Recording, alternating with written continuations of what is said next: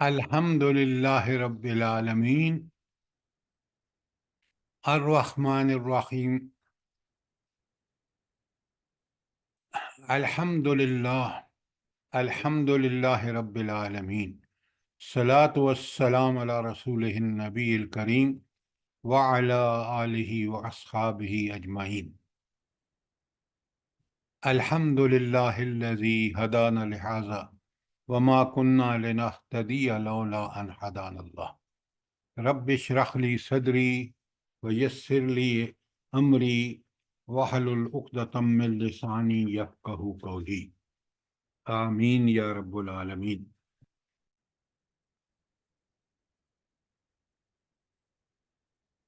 کل ہم نے صرف 3 آیات سورہ المعارج کی ہیں،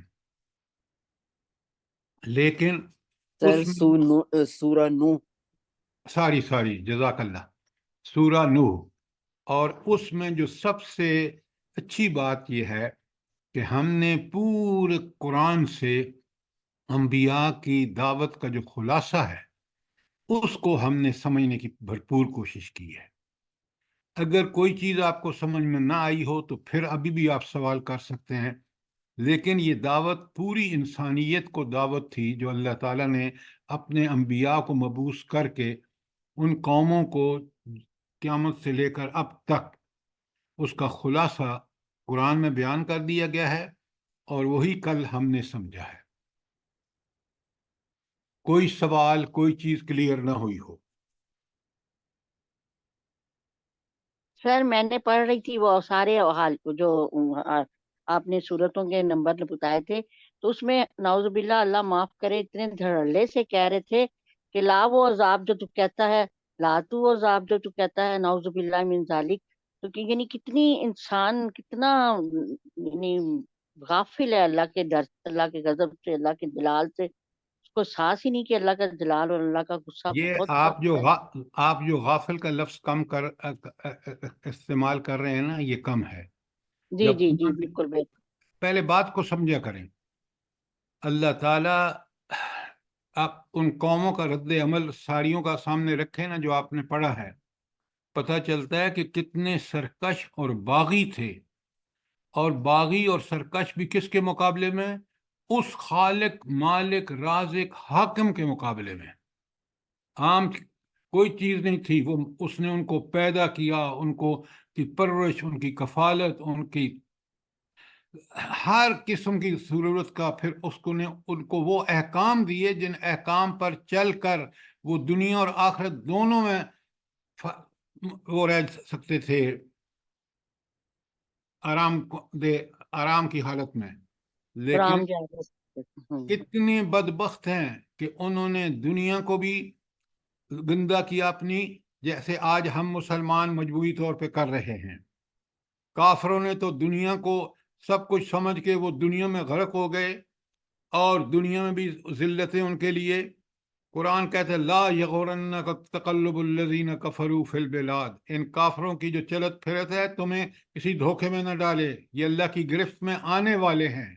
بلکہ بعد آپ پوری تاریخ اٹھا کے دیکھ لیں، یہی تو وہ چیزیں ہیں سمجھنے کی جو آج ہم یا ہمارے حکمران یا ہمارے ججز اور دیگر لوگ نہیں سمجھ رہے، اہل اقتدار جب نہیں سمجھ رہے تو آپ دیکھیں گے کہ کس قدر اللہ تعالیٰ ہمارے لیے کس کا مکان ہے، ذرا مہربانی کریں۔ تو اس لیے ان چیزوں کو سمجھنا بے انتہا ضروری ہے۔ قرآن اللہ تعالیٰ نے ہمارے لیے ایک حجت بنا کر بھیجا ہے کہ ہم اس کے مطابق ہوں گے، زندگیاں اسی کے مطابق گزریں گی تو یہ ہمارے حق میں حجت، اور اگر ہم نے اس کے خلاف کیا تو وہ ہمارے خلاف حجت، اور ہمیں کوئی جہنم سے وہاں بچا نہیں سکے گا۔ لہذا اب اگر کوئی سوال ہے کہ وہ دعوت کیا تھی، کس طرح تھی، اس کی تفصیلات ساری آپ کے پاس آیات موجود ہیں، اور ہم نے سمجھ لیا ہے۔ تو 3 چیزیں تھیں، اس میں ایک چیز اور نوٹیبل ہے، وہ آپ کو سب کو نوٹ کرنی ہے۔ لفظ جو تقوی ہے نا، یہ آیت کے اس سیاق و سباق سے اس کا معنی متعین ہوگا۔ لفظی معنی اس کا ہے بچنا.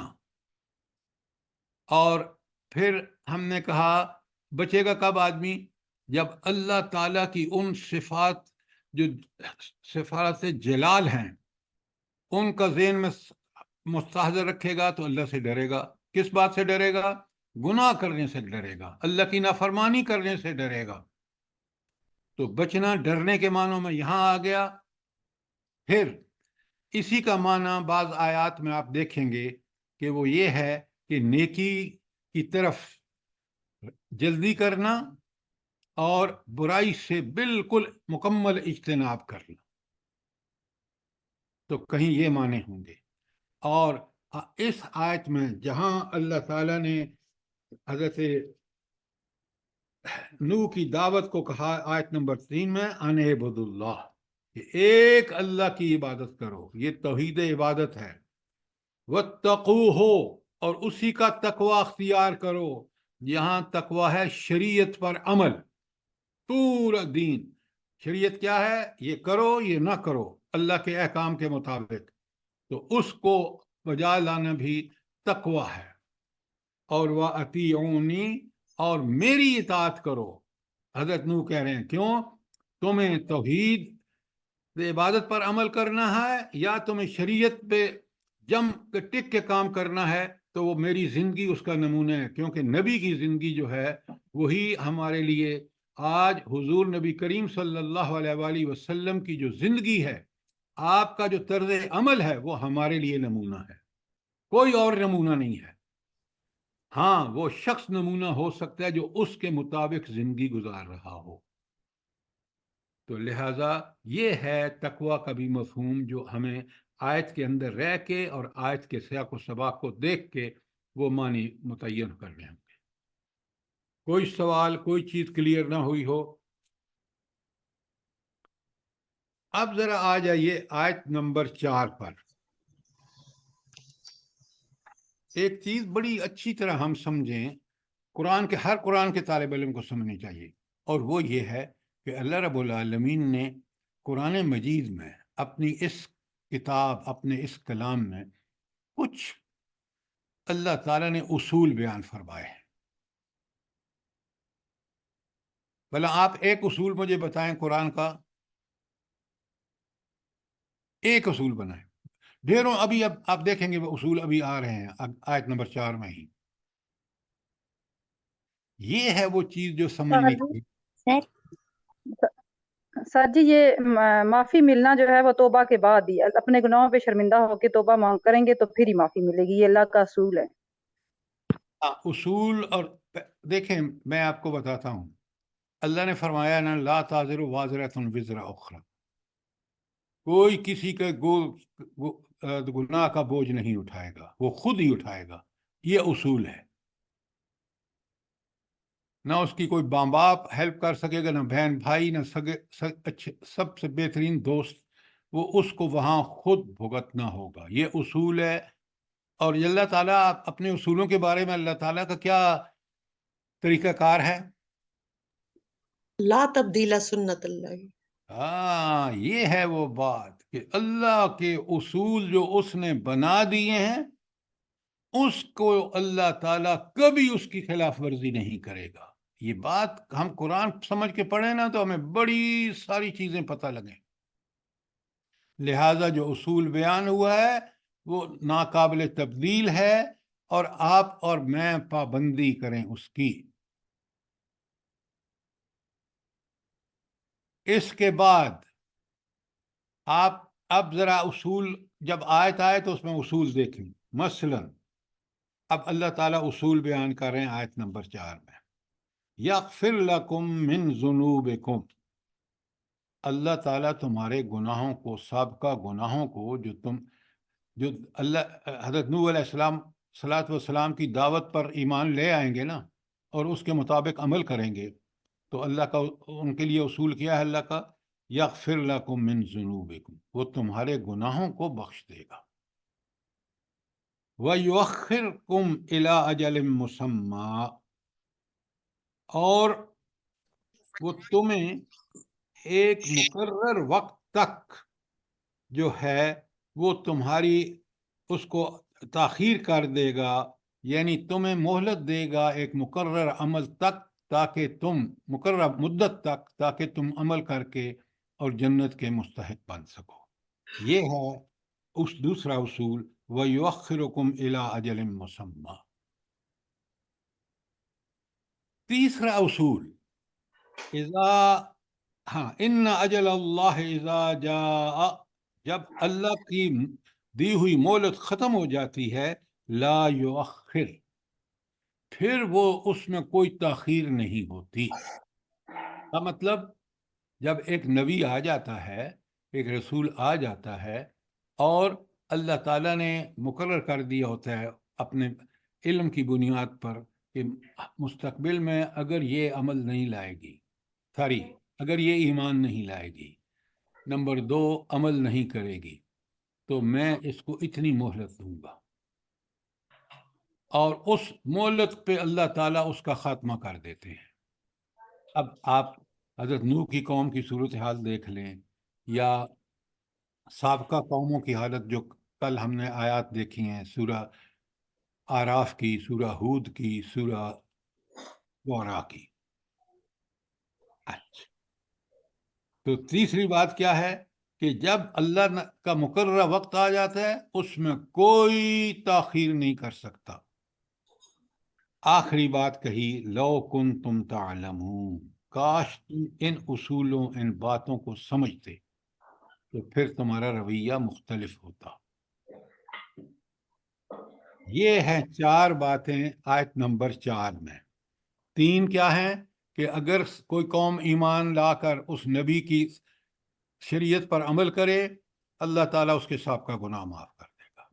نمبر 2، اور اگر وہ ایمان لا کر، تو پھر اس کی جو طبعی عمر ہوتی ہے، جو اللہ تعالیٰ نے اس کے مقرر کر رکھی ہوتی ہے، اس میں اس کو اجازت دی جاتی ہے زندہ رہے، عمل کرے تاکہ جنت میں چلی جائے۔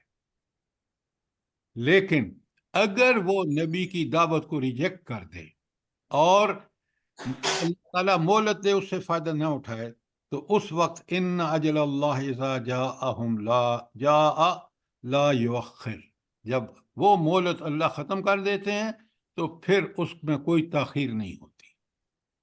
لو کنتم تعلمون، کاش تم اس بات کو جانتے، اس بات کو سمجھتے، تو تم جو ہے کہ جو مہلت ملی ہوئی ہے، اس میں اپنا نفع نقصان خوب اچھی طرح سمجھ لو اور سمجھ جاؤ۔ یہ ہے لو کنتم تعلمون کا مطلب۔ کوئی سوال، کوئی چیز کلیئر نہ ہوئی ہو؟ خالد صاحب، میں نے گزارش کی ہے، آپ کا موبائل، آپ کا مائک آن ہے۔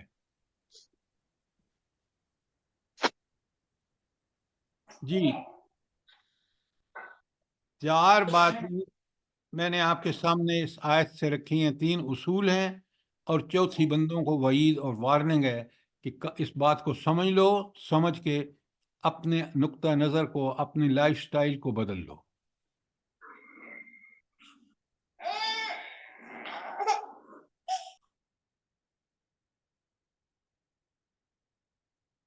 جی، اچھا، اب یہ ایک اصول بیان کرنے کے بعد اب اللہ تعالیٰ آیت نمبر 5 میں بتا رہے ہیں کہ نوح علیہ السلام کی دعوت کتنی بھرپور دعوت تھی، اور کتنی طویل دعوت تھی، اور ان کی قوم کا رد عمل کیا ہے۔ جیسے ہماری بہن نے بتایا ہے کہ یہ قوموں نے کیا حرکتیں کی ہیں۔ آج آپ دیکھیں گے کہ حضرت نوح علیہ السلام جو وہ دعوت لے کے آئے جو انسانیت کے لیے دنیا اور آخرت دونوں میں، ان کی اگر اس دعوت کو قبول کر کے اس پر عمل کرتے تو وہ دنیا بھی بہتر ہو جاتی اور آخرت بھی۔ تو حضرت نوح نے دعوت کا کیا طریقہ کار استعمال کیا؟ قال، حضرت نوح نے فرمایا، رب انی دعوت قومی لیلا و نہارا، اے میرے رب، میں نے اپنی قوم کے لوگوں کو شب و روز پکارا، راتوں کو بھی دعوت دی، دن کو بھی دعوت دی، یعنی میں نے کوئی وقت چھوڑا نہیں کہ جس میں ان کو بلایا نہ ہو اللہ تعالیٰ کی طرف۔ یہ تو تھا حضرت نوح علیہ السلام کا طرز عمل کہ انہوں نے دعوت میں کوئی کمی نہیں کی، دن ہو یا رات ہو وہ اس میں لگے رہے۔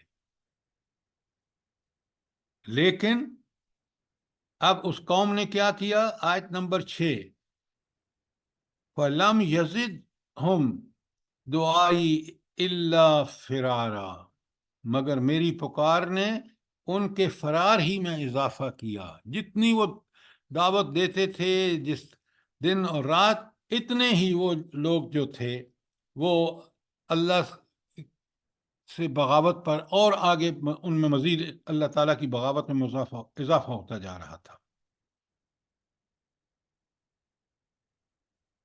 تو جتنا وہ پکارتے تھے اتنا ہی وہ اس سے دور بھاگتے تھے۔ ذرا غور کریں، انسانوں کی نادانی، انسانوں کی جہالت کا اندازہ کریں۔ آگے بڑی اہم بات آ رہی ہے آیت نمبر 7 میں، وَإِنِّي كُلَّمَا دَعَوْتُهُمْ لِتَسْتَغْفِرَ لَهُمْ،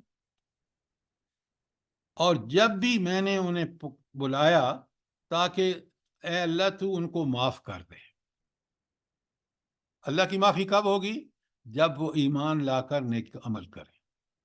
تو حضرت نوح اللہ تعالیٰ سے فریاد کر رہے ہیں کہ جب کبھی میں نے ان کو بلایا کہ وہ ایمان لا کے اپنے گناہوں کو معاف کرا لیں، تو انہوں نے کیا کیا؟ اب سنیں بڑے غور سے، کیسی بدبخت قوم تھی۔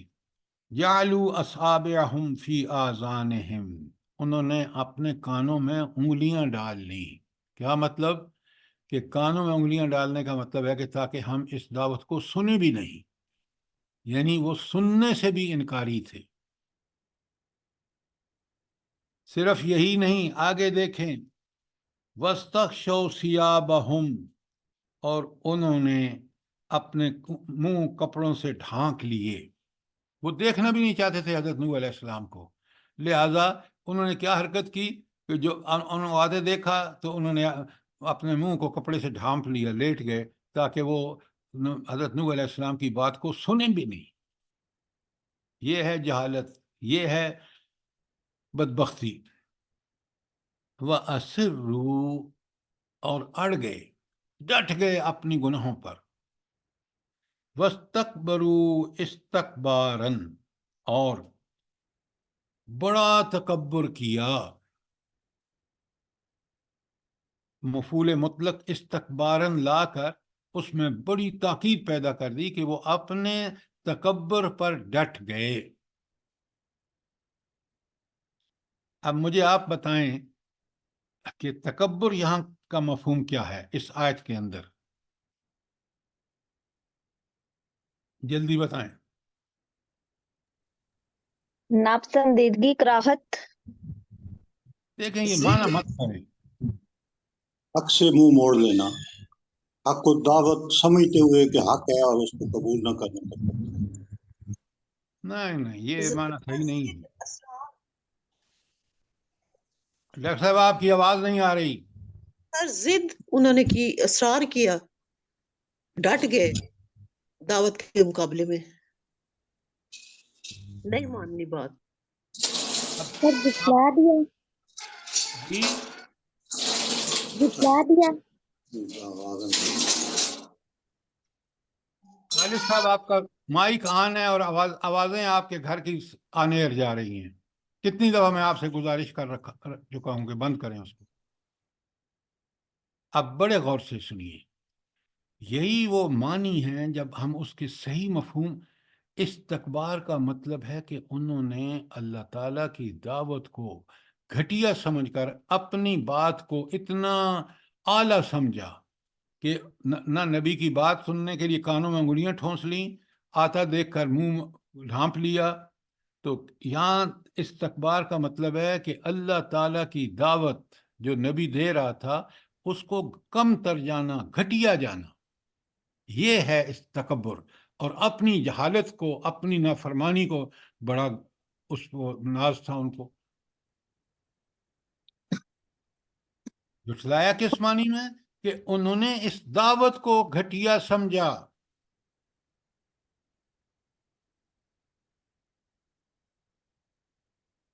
انہوں نے رسول خدا کی نصیحت کو قبول کر لینے کو اپنی شان سے گرا ہوا پایا. یہ نہیں سمجھا کہ یہ اللہ کا نبی ہے، یہ بات جو کر رہا ہے یہ اللہ کی بات ہے اور اللہ ہی کی بات برحق ہے. یہ ہے کہ تکبر، دعوت کے معاملے میں تکبر. کیوں جھٹلا رہے تھے؟ اس کو کم تر سمجھ رہے تھے. معنی بالکل ایگزیکٹ معنی پہ جا کے سمجھیں تاکہ پھر بات بڑی کلیئر ہوتی.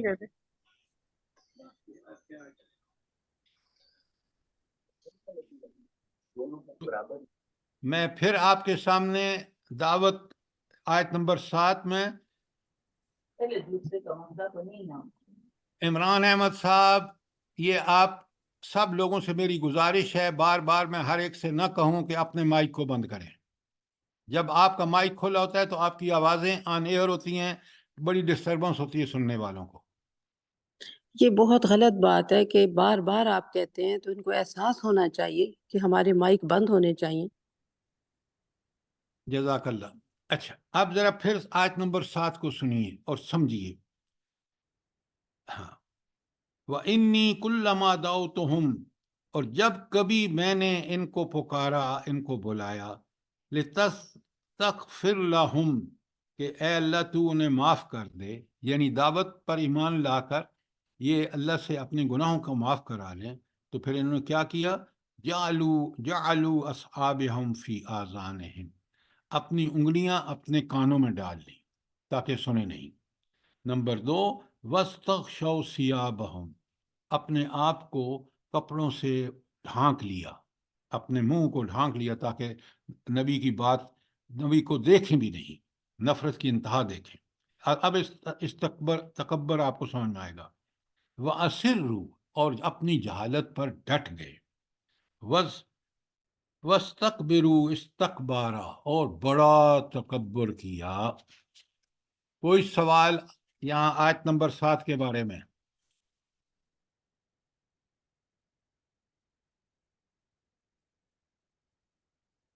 اب یہ دیکھیں، سوال تو نہیں سر، یہ کمنٹ ہے کہ آج کل کے بھی مسلمانوں نے نہ حضور صلی اللہ علیہ وسلم کی بات مانی، صرف عشق رسول کرتے رہتے ہیں، لیکن عمل میں کچھ بھی رسول صلی اللہ علیہ وسلم کا کام نہیں کرتے. آپ کی بات ٹھیک ہے، لیکن یہی تو بات یہاں بتائی جا رہی ہے. قرآن کتاب ہدایت ہے کہ ہم دیکھیں کہ ہم اللہ کے رسول صلی اللہ علیہ وآلہ وسلم کی جو دعوت ہے اس کو قبول کر کے اس کو پہ عمل کرنے کا حق ادا کر رہے ہیں یا نہیں. یہ آپ اور میں یہ سمجھیں، پھر لوگوں کو بھی بتائیں کہ قرآن یہ کہتا ہے. اب آئیے آیت نمبر 8 میں، یہاں دعوت کی وہ انتہا بتا رہے ہیں. ثم، پھر، انی دعوتہم جہارا، پھر میں نے ان کو ڈنکے کی چوٹ دعوت دی، پکارا، صاف صاف کھول کھول کے بتایا. ثم انی اعلنت لہم واسررت لہم اسرارا، پھر میں نے اعلانیہ بھی ان کو دعوت دی اور چپ کے بھی سمجھایا. یعنی دیکھیں نا، دعوت کے دو ہی طریقے ہو سکتے ہیں کہ ایک آپ اعلانیہ اس کے سامنے دعوت کھول کے بیان کر دیں، دوسرا یہ کہ اس کو یا ان 2-4 بندوں کو پکڑ کے بٹھا کے تخلیے میں ان کو سمجھائیں کہ دیکھو یہ ہے وہ اللہ کا حکم اور یہ ہماری عین فطرت کے مطابق ہے، اگر اس پہ عمل کریں گے تو یہ فائدے ہوں گے، اس کو چھوڑیں گے، اس کی نافرمانی کریں گے تو دنیا میں بھی ذلیل ہوں گے اور آخرت میں بھی. تو یہ وہ حق ہے جو حضرت نوح نے ادا کیا، جس کا ذکر آیت 8 اور 9 میں ہے. اچھا، یہی بات دیکھیں نا، آپ کو میں نے بتایا ہے اور آپ کو لکھوا دیا ہے کہ یہ حضرت نوح کا ذکر سورہ ہود میں کہاں ہے، سورہ اعراف میں کہاں ہے، سورہ شعراء میں کہاں ہے. تو اب سورہ اعراف میں یہی بات ذرا مختلف انداز میں، قال، حضرت نوح نے کہا، یا قوم، اے میری قوم کے لوگو، لیس بی ضلالہ، میں کسی گمراہی میں نہیں پڑا ہوا، کیونکہ نبی تو حق پر ہوتا ہے، کس کی طرف سے؟ اپنے اللہ کی طرف سے. جو بات کہہ رہا ہوتا ہے، جو حکم دے رہا ہوتا ہے وہ اللہ کا حکم ہوتا ہے، جس سے روک رہا ہوتا ہے اس کو اللہ نے منع کیا ہوتا ہے. تو وہ کہتے ہیں لیس فی ضلالۃ، میں گمراہی میں نہیں ہوں، ولکنی رسول من رب العالمین، میں تو اس رب کا رسول بھیجا ہوا ہوں جو سارے جہانوں کا مالک بھی ہے، پروردگار بھی ہے، کفیل بھی ہے، اور طاقت اور قدرت اس کے پاس ہے، یہ رب کے سارے بانی ہیں۔ ابلغکم رسالات ربی، میں تمہیں اپنے رب کے پیغام پہنچاتا ہوں، وانصح لکم، اور میں تو تمہارا انتہائی خیر خواہ ہوں، وعالم، اور میں جانتا ہوں، من اللہ تعالیٰ کی طرف سے جو مجھے وحی آتی ہے میں جانتا ہوں، ما لا تعلمون، جو تم نہیں جانتے۔ تو اللہ کتنا کریم ہے کہ اس نے اپنی بات پہنچانے کے لیے مجھے مبعوث کیا، حضرت نوح کہہ رہے ہیں۔ اچھا، یہاں تک تو دعوت کی آپ 9 آیت تک ساری تفصیلات آ گئیں کہ حضرت نوح علیہ السلام نے کس طرح دعوت پہنچانے کا حق ادا کیا۔ اور ہمارے لیے یہاں دیکھیں، یہ اس لیے بیان ہوا ہے کہ ہم جو دعوت کا کام کر رہے ہیں، ہم بھی اسی اخلاص، اسی جذبے، اسی طرح کریں جس طرح حضرت نوح علیہ السلام نے کیا ہے۔ تو قرآن اگر ہم سمجھ کے پڑھیں گے نا، بڑی نصیحتیں ہمارے پاس جو کسی اور کتاب میں نہیں ملیں گے، یہ صرف کلام اللہ اور کتاب اللہ میں ہے۔ اب ذرا آگے جو بات آ رہی ہے نا، وہ ہے توبہ استغفار کے متعلق۔ سر ایکسکیوز می، اس کی ذرا وضاحت کر دیں کہ چپکے چپکے یا پوشیدہ پوشیدہ میں نے ان کو بلایا، تو اس کی ذرا کیسے، یعنی کیا مطلب ہوگا اس طرح ہاں، بلایا؟ میں نے ایکسپلین کیا ہے، لیکن آپ نے اس کو دیکھیں، یہ جو ہے نا کہ چپکے چپکے، اس کا مطلب یہ ہوتا ہے کہ آپ نے 2-4 بندوں کو بٹھایا، کافروں کو، پھر ان کو ساری بات سمجھائی کہ دیکھو یہ ہے دعوت، کہ تم اللہ کی عبادت کرو، تم تقوی اس کی شریعت کی پیروی کرو، تم جو ہے اللہ کے بندے بن جاؤ، تو تمہیں اللہ تعالیٰ یہ دنیا میں بھی تمہیں فائدے ہوں گے، آخرت میں بھی فائدے ہوں گے۔ تاریخ اس پر گواہ ہے، وہ ساری مثالیں بھی آپ ان کو سمجھائیں گے۔ یہ ہے چپکے چپکے دعوت دینے کا مطلب۔ بات سمجھ آئی ہے؟ جی جی جزاک اللہ سر، جزاک اللہ۔ دیکھیں نا، آپ جب بیمار کے پاس جاتے ہیں، بڑا اچھا موقع ہوتا ہے، کیوں؟ وہ اپنی بیماری کی وجہ سے اللہ کی طرف رجوع کرنے میں دیر نہیں کرے گا اگر آپ حکمت سے اس کو سمجھائیں گے۔ تو وہاں آپ اعلانیہ تو دعوت نہیں دیں گے نا، وہ چپکے چپکے۔ اسی طرح جب کچھ لوگ سننے کے موڈ میں ہوں، آپ ان کو بٹھا کے ان کے سامنے آرام سے دلائل کھول کے کہ یہ ہے دعوت اللہ کی، یہ ہے اللہ کا پیغام، اس کو مانو گے یہ دنیا میں فائدے ہوں گے، یہ آخرت میں فائدے ہوں گے، اس کو نہیں مانو گے یہ دنیا میں نقصان ہوں گے، یہ آخرت میں نقصان ہوں گے۔ یہ ہے کہ آپ ان کو سمجھا دیں بڑے آرام سے، یہ ہے چپکے چپکے بات، دعوت اور تبلیغ۔ سر اس کو نرمی کے ساتھ بھی بات کرنا کے معنی میں لے سکتے ہیں؟ آپ ایک بات یاد رکھیں، آپ نے دعوت میں بالکل نرم لہجہ، اللہ تعالیٰ، آپ فرعون کے واقعات کو پڑھیں، اللہ تعالیٰ موسیٰ علیہ السلام سے کہتے ہیں نرمی سے بات کرنا۔ دعوت میں آپ سختی سے تو بات کر ہی نہیں سکتے۔ ہاں، جب آپ یہ بتا رہے ہوں کہ اس دعوت کو انکار کرنے کے نتیجے میں جو آپ پر وبال جہنم میں آئے گا، اس کو کھول کے بیان کیجیے۔ لیکن کھولنے کا مطلب یہ نہیں ہے کہ آپ اپنی طرف سے کوئی کہ یہ ہے رب کا عذاب جو ہمارے اوپر ٹوٹ پڑے گا۔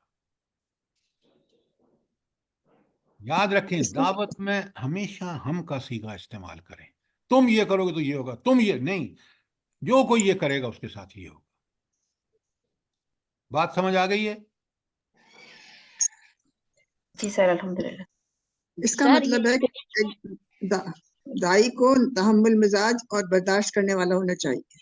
یہ پہلی اس کی صفت ہے۔ اگر وہ سختی کر رہا ہے، دیکھیں اللہ تعالیٰ کے سزاؤں کو بیان کرنے میں کھل کے بیان کرنا چاہیے، لیکن دعوت میں آپ کا رویہ بڑا نرم اور شائستہ ہونا چاہیے۔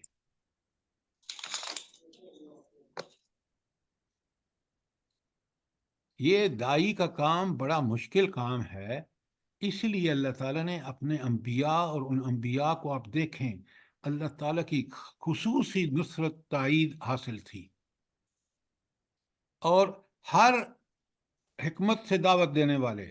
دیکھیں نا قرآن اس بارے میں کتنے کلیئر کٹ رہنمائی کرتا ہے. سورہ نحل میں اللہ تعالیٰ فرمانا ادعو الی سبیل ربک بالحکمت والموعظۃ الحسنہ، لوگوں کو اللہ کے راستے کی طرف بلاؤ بڑی عمدہ نصیحت کے ساتھ، موعظۃ الحسنہ، اور حکمت کے ساتھ. حکمت یہی ہے کہ ان کو پہلے ان کی نفسیات کو سمجھیں، ان کے لائکنگ ڈس لائکنگ کو سمجھیں، ان کے پیشے کو سمجھیں، وہ کیا کر رہے ہیں، اس کے مطابق ان کو دعوت دیں. یہ جو اس میں مثال یوسف علیہ السلام کی بھی آ سکتی ہے نا، انہوں نے کتنی پیاری حکمت سے جیل والوں کو اب آپ جب بات بیچ میں لے آتے ہیں نا، میں اصول بیان کر رہا ہوں، انبیاء کو آپ دیکھ لیں کہ انبیاء نے اسی اصول جو اللہ نے ان کو بتایا اس کے مطابق دعوت دی ہے، چاہے یوسف علیہ السلام ہوں، چاہے نوح علیہ السلام ہوں، چاہے محمد رسول اللہ صلی اللہ علیہ وسلم، کوئی نبی ہو.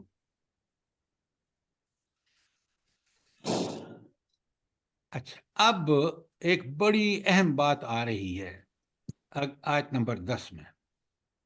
اگر کوئی سوال نہیں ہے تو آیت نمبر 10 میں جو ہے وہ ہے اللہ تعالیٰ کے نبی لوگوں کو بتا رہے ہیں، جو مجھے اور آپ کو بھی اچھی طرح سمجھنا چاہیے، کہ اگر ہم توبہ استغفار کرتے ہوئے اللہ کی اطاعت کریں گے تو بڑی فیوز و برکات ہیں جو اللہ ہمیں عطا فرمائے گا. اب آیت نمبر 10 کا پہلے سنیں. فَقُلْتُ، تو حضرت نوح علیہ السلام فرما رہے ہیں کہ میں نے ان سے کہا استغفروا ربکم، تم اپنے رب سے مغفرت مانگو. مغفرت کیا ہے؟ اب توبہ اور استغفار میں ذرا دونوں کے معنی الگ الگ اچھی طرح سمجھ لیں. استغفار کا مطلب ہے کہ اپنے سابقہ گناہوں کی معافی مانگو، یہ ہے استغفار. مغفرت، معافی مانگنا اللہ تعالیٰ سے کہ میرے گناہوں کو معاف کر دے. توبہ یہ ہے کہ انتہائی شرم سے رجوع کرنا اللہ کی طرف سے. شرم کس بات کا؟ کہ اللہ میں نے آپ کی نافرمانی کی ہے، آپ تو میرے خالق، مالک، رازق اور حاکم ہیں، اس کی نافرمانی کا تو تصور بھی نہیں کیا جا سکتا، وہ مجھ سے ہوئی ہے، میں انتہائی شرمندہ ہوں، میں راغب ہوں، میں پلٹوں اپنے رب کی طرف. یہ توبہ ہے اس شرم اور اس حیا کے ساتھ. یہ شرم ہے، ساری توبہ شرم و حیا کے ساتھ اللہ کی طرف رجوع کرنا، اور استغفار اپنے گناہوں کی معافی مانگنا. یہ دو کام مومن کا بالکل پکا سچا طریقہ ہونا چاہیے، اس لیے کہ ہم سے گناہ ہوتے ہیں، جانتے بوجھتے ہوئے بھی بعض دفعہ، اور نہ انجانے میں بھی، نہ جانتے ہوئے بھی. لہٰذا اس کا حل صرف اور صرف ایک ہے، اور خود نبی کریم صلی اللہ علیہ وآلہ وسلم نے اپنی زندگی سے ہمیں یہ مثال بتا دی کہ آپ صلی اللہ علیہ وسلم، حالانکہ گناہوں کا ارتکاب آپ سے نہیں ہوتا تھا، اللہ تعالیٰ نے آپ کو، نبیوں کو خود حفاظت فرماتے ہیں اللہ تعالیٰ، لیکن اس کے باوجود آپ دن میں 100 مرتبہ جو ہے وہ توبہ استغفار کرتے تھے. اب بڑے غور سے سنیے آیت 10 کو. فَقُلْتُ، میں نے ان سے کہا، حضرت نوح فرما رہے ہیں استغفروا ربکم، معافی مانگو اپنے رب سے. اچھا، یہاں خاص بات کیا ہے؟ بھلا آپ میں سے کون پکڑتا ہے اس کو؟ استغفروا ربکم میں خاص بات کیا ہے؟ گناہوں کو بخشوانا. ربکم، من ربکم، من ربکم، یہ ہے ربکم ربکم، اس لیے کہ یہ وہ نام ہے، وہ مجھے پالتا پوستا، میری کفالت کرتا ہے، وہ میرا حاکم ہے، وہ میرا خالق ہے، تو وہ مجھ سے 70 ماؤں سے زیادہ پیار کرتا ہے. اس لیے جب میں اس سے معافی مانگوں گا سچے دل سے تو مجھے ضرور معاف کرے گا. یہ ہے یہاں استغفروا ربکم. ربکم کو سمجھیے. قرآن کو ثواب کے لیے نہیں پڑھیے، یہ سمجھنے کے لیے، عمل کرنے کے لیے آیا ہے۔ یہ بہت بڑی غلط فہمی ہے کہ قرآن کو صرف پڑھ کے ہمیں ہر حرف پہ 10 نیکیاں ملیں گی۔ نہیں، بالکل قرآن کا مدعا وہاں یہی ہے، حدیث کا بھی مدعا یہی ہے کہ قرآن کو پڑھ کے، سمجھ پہ، اس پہ غور و فکر کر کے اور عمل کرو گے، ایک تو تمہارا دل و دماغ اس بات پہ ٹھک جائے گا کہ میری ترقی دنیا کی ہو یا آخرت کی، مجھے کامیابیاں دنیا اور آخرت کی ہوں، وہ مجھے اس کتاب پر عمل کرنے سے ملیں گی، ورنہ نہیں مل سکتی۔ امت مسلمہ کو دیکھ لو، آج کس طاغوت کی ہم پیروی نہیں کر رہے، اور ذلت اور پستی بھی دیکھ لیں۔ ڈگریاں ہمارے پاس ڈھیروں ڈھار ہیں۔ بات کو، قرآن کو سمجھیں۔ قرآن انسان کا وہ نقطہ نظر اس کو عطا فرماتا ہے جس سے وہ دنیا کی میں اس صراط مستقیم روشن ہو جاتا ہے۔ فَاسْتَغْفِرُوا فَقُلْتُ اسْتَغْفِرُوا رَبَّكُمْ إِنَّهُ كَانَ غَفَّارًا۔ آپ ذرا دیکھیں نا، ایک تو انہو تاکید ہے کہ بے شک وہ اللہ تعالیٰ، کان غفارا، غفارا جو ہے وہ مبالغے کا صیغہ ہے۔ اگر تم سچے دل سے اللہ تعالیٰ سے مغفرت مانگو گے تو تمہیں وہ بہت بخشنے والا پاؤ گے اس کو۔ کیا بات ہے! چند الفاظ، لیکن میرے لیے کتنی بڑی خوشخبری ہے کہ میں توبۃ النصوح کر کے اللہ سے معافیاں مانگوں تو میں اللہ کو غفار پاؤں گا، بہت بخشنے والا۔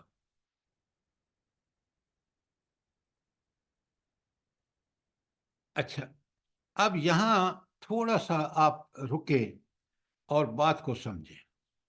قرآن مجید میں توبہ استغفار کے لیے بڑی آیات آئی، اور کسی مضمون کو، یہ نقطہ آپ اچھی طرح نوٹ کر لیں، قرآن کے کسی مضمون کو سمجھنا چاہتے ہیں نا تو پھر ان ساری آیات کو اپنے سامنے رکھ لیں، پھر ان کو سمجھیں۔ ساری آیات کو آپ جو ہے وہ پڑھ کے غور و فکر کریں، سمجھیں، وہ مضمون آپ پہ بالکل اللہ تعالیٰ واضح کرتے ہیں۔ یہ ہے جاہدو الذین جاہدوا فینا لنہدینہم سبلنا۔ اب میں آپ کے سامنے آیات رکھ بھی رہا ہوں، حوالے بھی بتا رہا ہوں، یہ اب آپ کا کام ہے۔ مثلا آپ بڑے غور سے سنیں، لکھیں سورہ مائدہ کی آیت 39، سورہ مائدہ آیت 39۔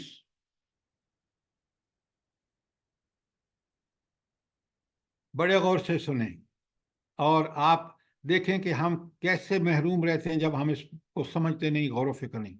فَمَن تَابَ مِن بَعْدِ ظُلْمِهِ، جس کسی نے ظلم کے بعد توبہ کر لی، ظلم گناہ کیا، کسی کا حق مارا، کوئی اللہ کی نافرمانی کی، وہ سب ظلم ہے۔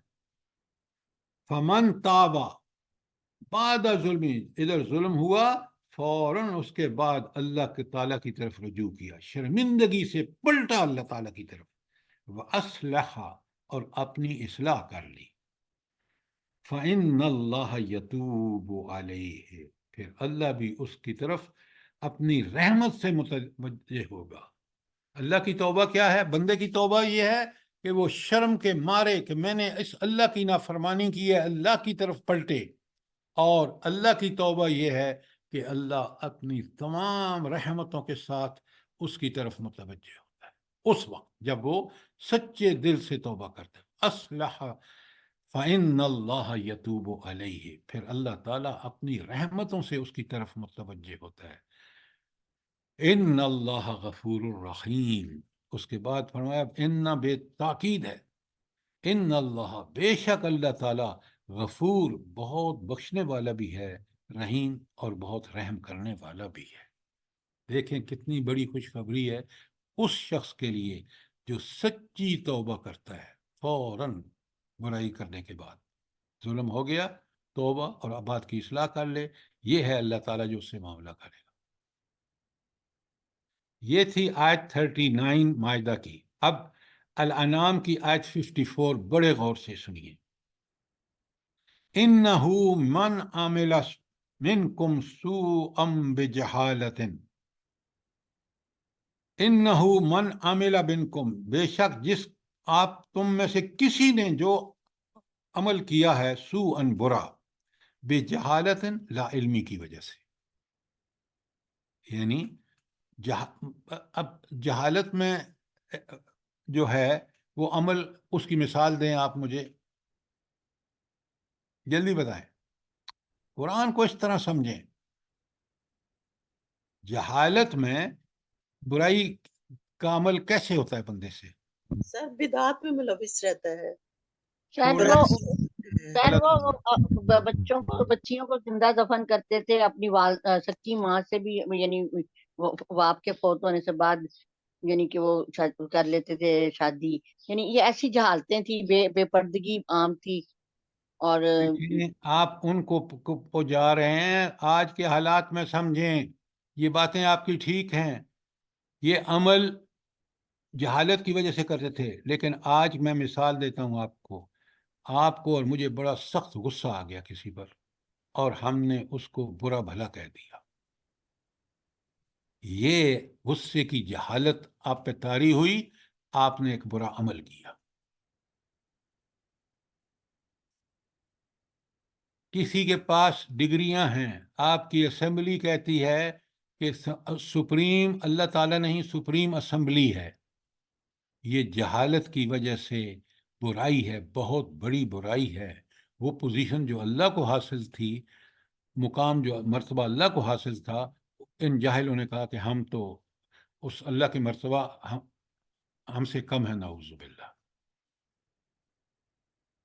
बात आज की ज़बान में कीजिए ताकि इंसानों को समझ आए, मैं और आप समझे कि हम कहाँ जहालत से बुराई करते हैं।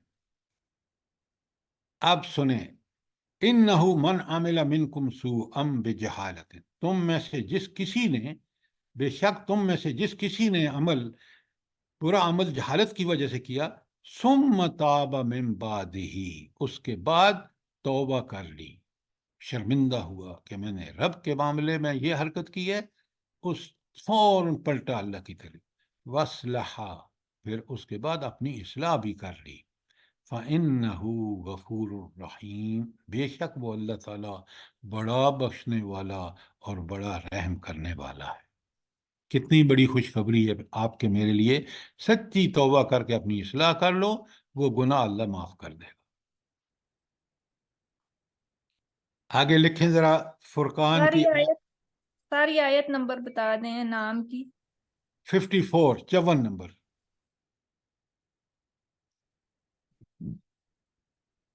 आप लिखें सूरह फुरकान की आयत 71, 70 और 71।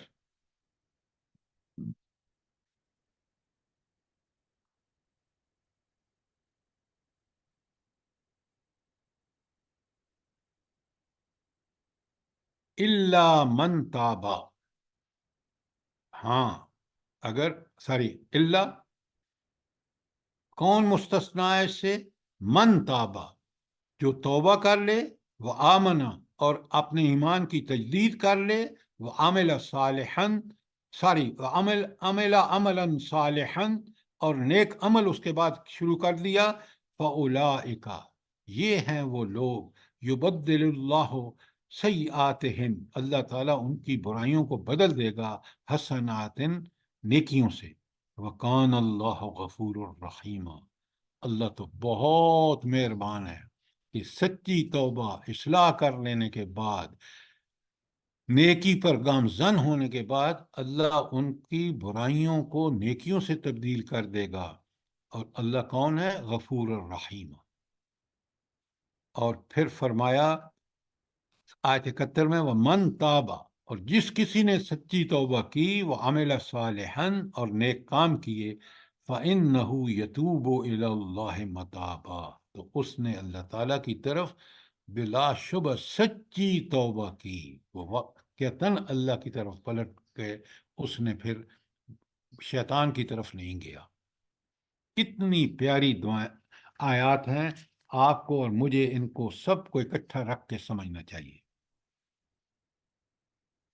अच्छा, अब बाकी मैं आपको लिखवा रहा हूं, और یہ بتائیں کہ یہ آیات میں آپ کے پاس ترجمے سے بھیجوں یا بغیر ترجمے کے؟ بغیر ترجمے کے سر ساتھ ہی۔ جیسے بھی ترجمے کے ساتھ ترجمے کے ساتھ سر، ترجمے کے ساتھ۔ یہ سر جی آپ ہم خود کریں گے نا ترجمہ۔ سر دیکھیں، ترجمے کے ساتھ کا ایک فائدہ یہ ہوتا ہے کہ سر ہم آپ تو نے کہا خود تھا کر کہ آپ لیتے خود ہیں، سمجھ کے لیکن آئیے گا اور خود کر کے لائیے گا۔ سر جب ہم آگے کسی کو دیتے ہیں تو ان لوگوں نے تو ترجمہ نہیں سمجھا ہوتا نا، تو پھر ان پہ یہ چیز اثر کرتی ہے، ہم تو کر لیتے ہیں پھر۔ ایک بات میری غور سے سنیں، آپ جب تک اپنے حصے کا کام نہیں کریں گے قرآن آپ کو بالکل سمجھ نہیں آئے گا۔ یہ جو آپ کہتے ہیں نا یہ سب بہانے ہیں۔ میں چاہتا ہوں کہ آپ کام کریں، قرآن کو سمجھیں۔ قرآن کو جب سمجھیں گے جب ترجمہ خود لکھیں گے۔ میں اس کی جگہ چھوڑ کے بھیج رہا ہوں آپ کو، اور آپ نے لکھنا ہے۔ جب آپ لکھیں گے آپ دیکھیں گے کہ آپ علم بالقلم، اللہ تعالیٰ قرآن میں کہتے ہیں کہ میں نے لوگوں کو علم سکھایا قلم کے ذریعے۔ یہ پختہ علم ہے، جب آپ کے ہاتھ سے نکلتا ہے، لکھتے ہیں سمجھ کے، وہ بات آپ کو سمجھ آتی ہے۔ یہ بڑا غلط ایٹیٹیوڈ ہے ایک طالب علم کا کہ اس کو کک بک یعنی سب تیار چیزیں ملیں، وہ آنکھیں ایک نظر دے کے آگے بھیج دے۔ یہ علم نہیں حاصل ہوتا، کبھی بھی نہیں ہوتا۔ میں نے زندگی بھر پڑھا اور پڑھایا یونیورسٹیوں میں، پاکستان میں، امریکہ میں، شلم برجے میں۔ سر جی یہ اس طرح یاد بھی ہو جاتا ہے ترجمہ لکھنے سے۔ میڈم صرف یاد نہیں ہوتا بلکہ بندے کے ذہن نشین ہو جاتا ہے کہ ہو اتنی آیات، ان میں ایک ہی بات، تو میرے رب نے کوئی کسر نہیں چھوڑی مجھے سمجھانے کی۔ مجھے اسی طرح تو سمجھ آیا۔ اگر میں صرف وہاں ثواب کے لیے پڑھتا تو آج اللہ تعالیٰ کی طرف سے مجھے یہ رہنمائی نہ ملتی۔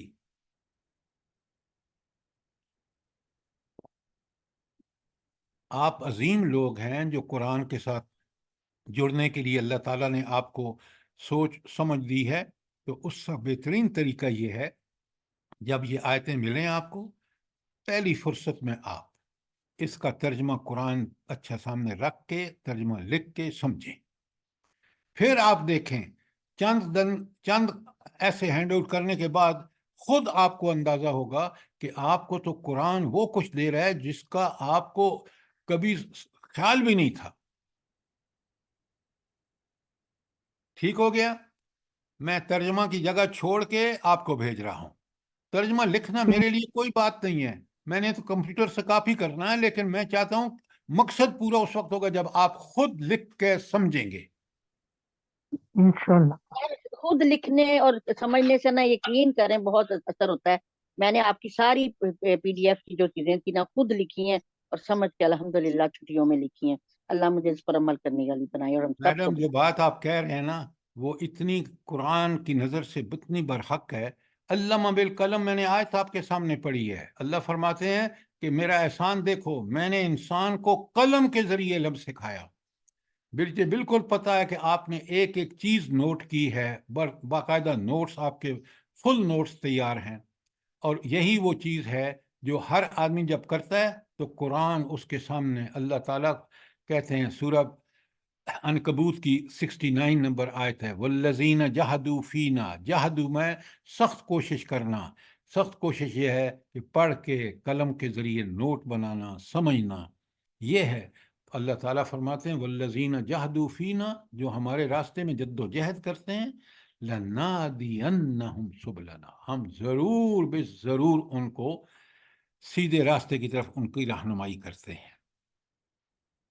سر جی جاہدو ہے، جہدو نہیں ہے، جاہدو ہے۔ جاہدو، بالکل الف، جزاک اللہ، جزاک اللہ۔ اور جاہدو کا مطلب ہے سخت کوشش، انتھک کوشش۔ انگریزی میں کہتے ہیں ٹو لیو نو آیت نمبر اسٹون بھی بتا دیں۔ انٹرن۔ سورہ عنکبوت کی آیت آخری آیت ہے 69۔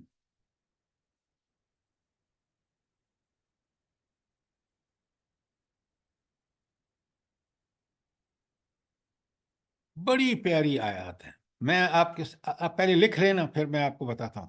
میں نے آپ کو لکھوا دی ہیں، نوٹ کر لیں، مائدہ کی 39، انعام کی 54، فرقان کی 70 اور 71 اور لکھیں سورہ نحل کی آیت 119، نحل 119،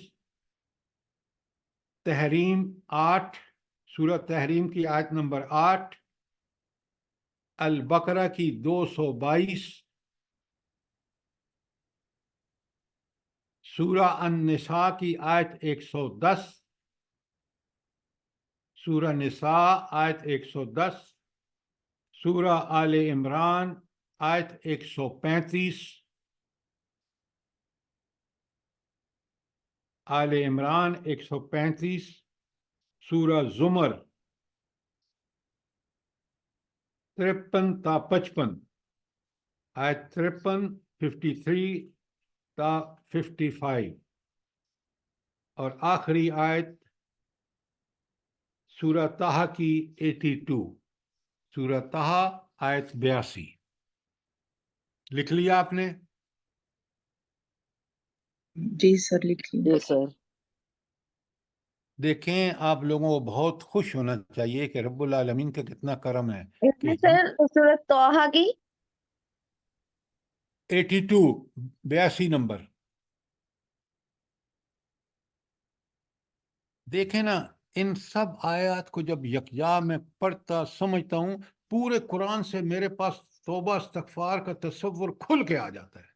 پھر جب میں سمجھتا ہوں، جب میں توبہ استغفار کرتا ہوں، مجھے مزہ آ جاتا ہے کہ میں رب کے یہ وعدے ان آیت کے سامنے کہ میرے سامنے ہیں، اور مجھے یقین ہوتا ہے کہ میں سچی توبہ کیا ہے میں وہی کرتا ہوں، اور پھر مجھے یقین ہے کہ میرا اللہ غفور بھی ہے اور رحیم بھی ہے۔ قرآن کو اس طرح پڑھیں تاکہ ہماری زندگی میں یہ سمجھ اور بوجھ اس روز صراط مستقیم کو روشن کر دے جس پر چل کر ہم جنت میں پہنچیں گے۔ بات کلیئر ہے؟ اگر کوئی سوال ہے، کوئی کامنٹس ہیں تو بتائیں۔ انشاءاللہ سر، انشاءاللہ اللہ ہمیں پڑھنے کی توفیق دے اور عمل کرنے کی توفیق دے، آمین۔ انشاءاللہ۔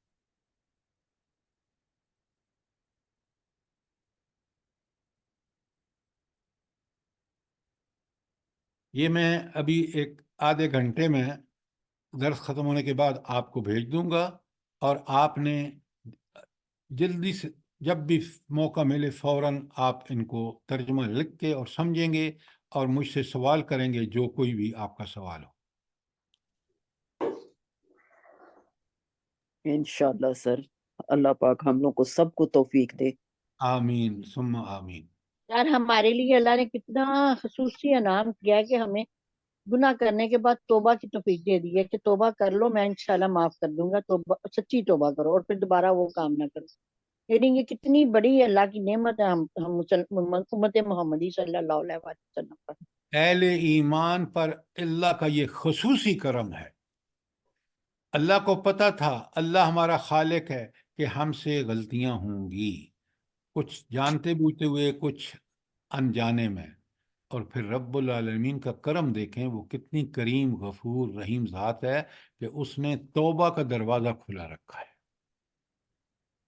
یہ بہت بڑا احسان ہے اللہ تعالیٰ کا۔ سر جی میں جی آپ فرمائیں۔ آمنہ صاحبہ آپ کچھ کہہ رہی تھیں۔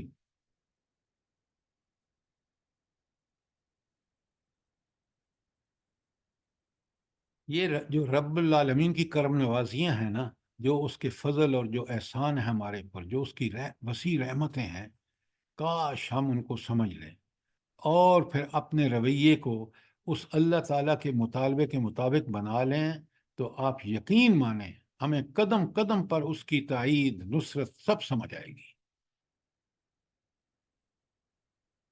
اچھا، یہ تو توبہ جو آیت ہم نے پڑھی ہے 10 نمبر، کہ اپنے رب سے استغفار کرو، فَقُلْ تَسْتَغْفِرُوا رَبَّكُمْ إِنَّهُ كَانَ غَفَّارًا۔ اس کے بارے میں یہ ساری آیت میں نے آپ کو لکھوا دی ہیں اور ابھی آپ کو مل بھی جائیں گی۔ اس کے بعد فرمایا، ذرا فائدے دیکھیں، ہاں، نُرْسِلُ السَّمَاءَ عَلَيْكُمْ مِدْرَارًا، وہ تم پر آسمان سے خوب بارشیں برسائے گا۔ یہ ہے فائدہ توبہ کا سب سے پہلا، بے شمار فائدے ہیں، یہ ایک فائدہ ہے کہ اللہ تعالیٰ جو قوم من حیث القوم اجتماعیت ساری توبہ کر لیتی ہے تو اللہ تعالیٰ اس پر وہ مہربانیاں فرماتے ہیں۔ حدیث میں تو آتا ہے کہ جب ایک اللہ تعالیٰ کی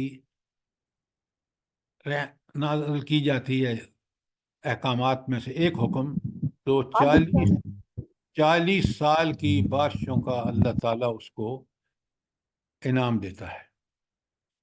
تو یہاں فرمایا کہ اگر تم یہ کام کرو کہ سچی توبہ کر کے اللہ کی طرف رجوع کرو، تم فرد ہو، تو تمہیں اللہ تعالیٰ اتنی بارشیں برسائے گا کہ تمہارے لیے فصلیں اور ہر چیز زمین ایسی اگائے گی کہ تم جو ہے تم اللہ کی نعمتوں کے جو ہے وہ تمہیں حقدار بنا دے گی، سچی توبہ۔ اچھا، یہاں آیت نمبر 11 پہ آج روک رہے ہیں کیونکہ اگلے باریوں کو مجھے کھولنے میں ٹائم زیادہ لگے گا اور 9 سے زیادہ ٹائم ہو جائے گا، تو آپ آج 11 تک رکھتے ہیں اور میں آپ کو بھیج رہا ہوں آیات۔ آپ مہربانی کر کے ان سب آیات توبہ استغفار کے بارے میں، تو پھر آپ کو پوری طرح کلیئر ہو جائے گا کہ اللہ رب العالمین نے کس طرح ہمیں توبہ کی ترغیب دی ہے، توبہ پہ بشارتیں ہیں۔ سر یہ آیات پڑھ کے افغانستان ذہن میں آتا ہے، اللہ تعالیٰ کی مہربانیاں ان کے اوپر۔ ہاں دیکھیں نا، وہ ہمیں بخشش حاصل کرنے کے لیے کیا کیا اللہ تعالیٰ نے ہمارے لیے کھلے دروازے رکھے ہیں، خاص کر توبہ کا دروازہ۔ کوئی سوال، کوئی کامنٹس، یا کوئی آپ سمجھتے ہوں کہ میں کمی بیشی کر رہا ہوں، اس کا بھی بتائیں تاکہ میں اس کا ازالہ کر دوں۔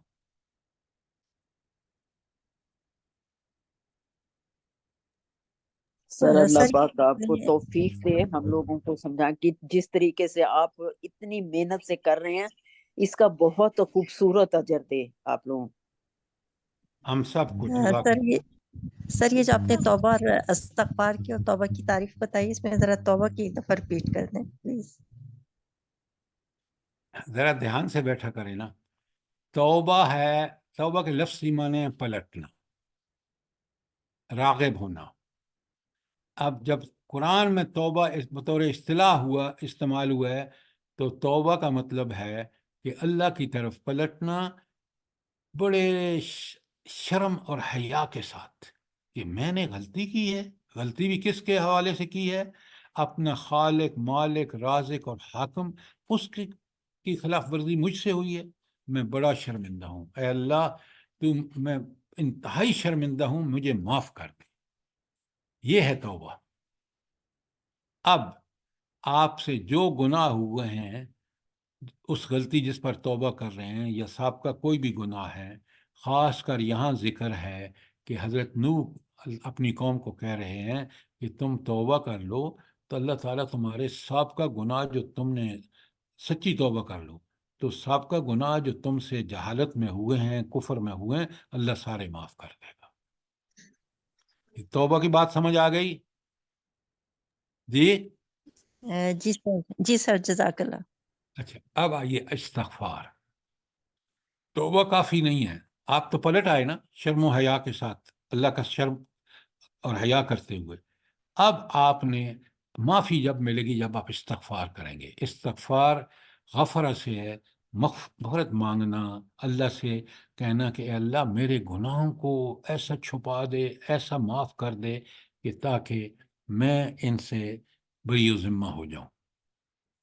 تو یہ استغفار ہے کہ اللہ سے مغفرت، معافیاں مانگنا۔ یہ توبہ کے بعد استغفار دو کام کرے گا تو اللہ تعالیٰ اس پر انتہائی رحمت کا، اگر وہ سچی توبہ اور استغفار کر رہا ہے تو انتہائی مغفرت اور رحمت کا معاملہ کرے گا۔ بات سمجھ آ گئی؟ جی سر جزاک اللہ۔ جی فرمائیں۔ جی سر جی سوال ہے ایک کسی کے اوپر توبہ استغفار کے اوپر. سر جی یہ جو توبہ کے نوافل ہیں وہ کب پڑھے جائیں گے؟ کیونکہ یہ تو ہر اس گناہ پہ تو نہیں پڑھ سکتے نا ہم، اس پر تو استغفار ہوگی. تو توبہ کے جو نوافل ہیں وہ کب پڑھے جائیں گے؟ اچھا آپ مجھے ایک بات بتائیں، کہیں توبہ کے نوافل پڑھنے کا حکم ہے؟ سر جی کچھ روایات میں ہے کہ اچھی طرح وضو کر کے اور پھر اس کے بعد 2 نفل، اگر کوئی گناہ ہو جاتا ہے تو 2 نفل پڑھ کے تو اللہ سے معافی مانگ. نوافل کا مطلب ہی یہ ہے کہ وہ ایکسٹرا چیزیں ہیں، جو جتنی کرے گا اس کو اتنا ثواب ہوگا. نوافل بہت ضروری ہیں، لیکن آپ اس کے ساتھ اس کو بالکل جوڑ کے نہ لائیے. اللہ تعالیٰ یہاں صدق دل سے توبہ استغفار کرنے والوں کے لیے یہاں آپ کے سامنے قرآن میں، اب وہ جو کیفیات ہیں جو آپ بیان کر رہے ہیں، وہ جس قدر آپ زیادہ عمل کریں گے اللہ زیادہ ثواب دے گا. نوافل کا مطلب ہی یہی ہے. جی سر سر. جی توبہ کا جیسے بہترین وقت حدیث سے بھی اور قرآن سے کہ سحری کے ٹائم، تہجد کے ٹائم، تو یہ اس وقت تو انسان اٹھتا ہی ہے، نوافل بھی پڑھ رہا ہوتا ہے، اس وقت اللہ کے سامنے اگر وہ گڑ گڑاتا ہے، توبہ کرتا ہے، تو یہ بہترین وقت بھی ہے. وہ آپ ان اوقات کی قبولیت کا اوقات کی بات کر رہے ہیں، وہ بالکل آپ ٹھیک کہہ رہے ہیں، لیکن ہر نماز کے بعد جب آپ سلام پھیرتے ہیں تو حضور نبی کریم صلی اللہ علیہ وآلہ وسلم اللہ اکبر استغفر اللہ استغفر اللہ استغفر اللہ 3 دفعہ فرماتے تھے.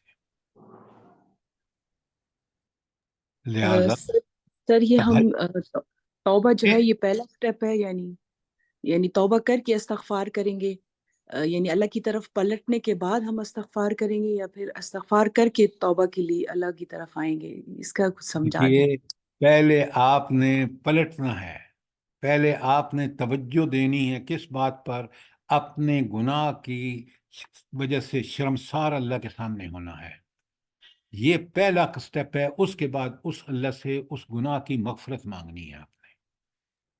یہ دوسرا سٹیپ ہے. بیچ میں سر اصلاح جیسے بھی تو حضرت ضروری آدم ہے. علیہ السلام کی دعا ہے نا، وہ بڑے اچھے طریقے سے سمجھ آ رہی ہے اس طرح. جی اور کوئی سوال؟ سر حضور صلی اللہ علیہ وسلم کی دعا بھی ہے نا کہ اللہ ہمارے عیبوں پہ پردہ ڈال دینا اور ہمیں وہ شرمندہ نہ دعائیں کرنا. ساری آپ دیکھیں، یہ ساری دعائیں آپ کو پتہ ہونی چاہیے. اب ایک دعا کو آپ یہاں مینشن کریں گے تو دوسری کو چھوڑ دیں گے. بے شک بات ہے. لہذا آپ یہ ساری دعائیں دیکھیں. توبہ استغفار کی سب سے اعلیٰ دعا کون سی ہے؟ سید استغفار. سید الاستغفار.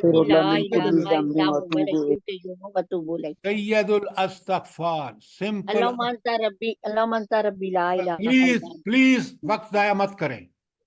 یہ کیا طریقہ ہے کہ ہر بات دیکھیں نا، 1 گھنٹہ میرے پاس ہوتا ہے، آپ ذرا باتوں کو وہ بات ضرور کہیں جو کہنے کی ہے، لیکن ادھر ادھر سے چیزیں مت جوڑیں. سید الاستغفار مشہور ہے، ہر حدیث کی دعاؤں کی کتاب میں موجود ہے. سمپل استغفر اللہ، اے اللہ میں آپ سے مغفرت چاہتا ہوں، میں آپ سے مغفرت چاہتی ہوں. یہ سب چیزیں ہیں، ان کو پڑھیں سمجھیں. بات بحیثیت طالب علم آپ کو سب چیزیں قرآن اور سنت سے اخذ کرنی چاہیے. سنی سنائی باتیں نہیں، یہ فلاں تو صاحب کا استغفار ہے، یہ فلاں کا نہیں. وہ بات مستند اللہ اور اس کے رسول صلی اللہ علیہ وسلم کی ہے بس. سر ایک کومنٹ تھا کہ اس وقت ہماری قوم ہم سب کو اجتماعی استغفار کی ضرورت ہے. ہم نے ہاتھوں میں ایٹم بم اٹھایا ہوا ہے اور ہم کانپ رہے ہیں، تھر تھر ساری دنیا سے ڈر رہے ہیں. ہمیں اللہ پہ بھروسہ نہیں ہے، ہمیں امریکہ پہ، ہمیں اس پہ، ہمیں طاغوت پہ بھروسہ ہے. تو یہ بہت ڈاکٹر صاحبہ سنیں، آپ بالکل 100% بات ٹھیک ہے فرما رہی ہیں. اس وقت اجتماعی توبہ نہ کی تو آپ دیکھ رہے ہیں قرآن کھول کے بتا رہا ہے، اگر توبہ کر کے واپس نہیں پلٹیں گے تو اللہ آپ کو عذاب کا مستحق کر کے اللہ مہلت دے کے پھر بھی باز نہیں آئیں گے، عذاب آئے گا. لہٰذا آپ کی بات 100% ٹھیک ہے کہ اس وقت سب سے بڑی ضرورت ہماری قوم کو اجتماعی توبہ استغفار کی ہے. جزاک اللہ. سر جی ایک کوشچن ہے. جلدی فرمائیں.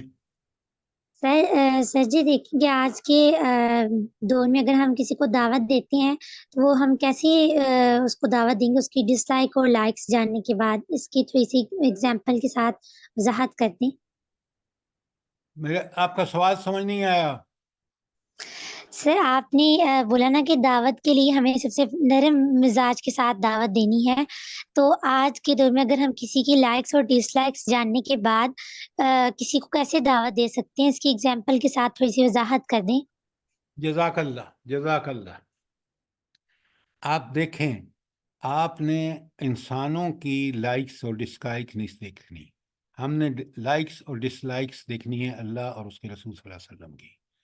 وہی بات جو اس کو انہوں نے پسند کیا وہ بڑی حکمت، محبت، شفقت اور ہمدردی کے ساتھ.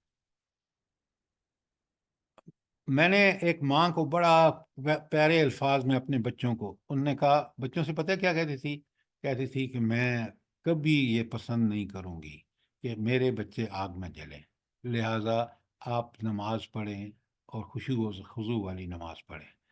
عشاء کے وقت جا کے ان کے بیڈ پہ بیٹھ کے اور ان کو یہ نصیحت کرتی تھی کہ جلدی سے نماز پڑھ لو، آرام سے نماز پڑھ لو، تاکہ میں بھی آرام سے سوؤں، تم بھی اللہ کی یاد کر کے سو.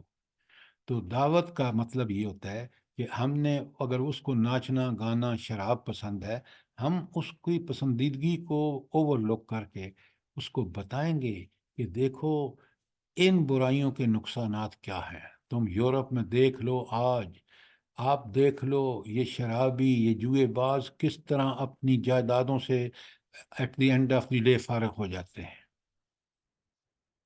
میں نے ایک بڑی پیاری بات پڑھی، مثال سنیے. ایک شخص نے اپنے بچے کو کہا، اگر تم جوا اور شراب کی طرف جاؤ گے نا تو پہلے ایک کام کرنا، وہ جو بہت بڑا شرابی اور بڑا جوئے باز ہے نا جس نے عمر اس میں، اس سے مل لینا.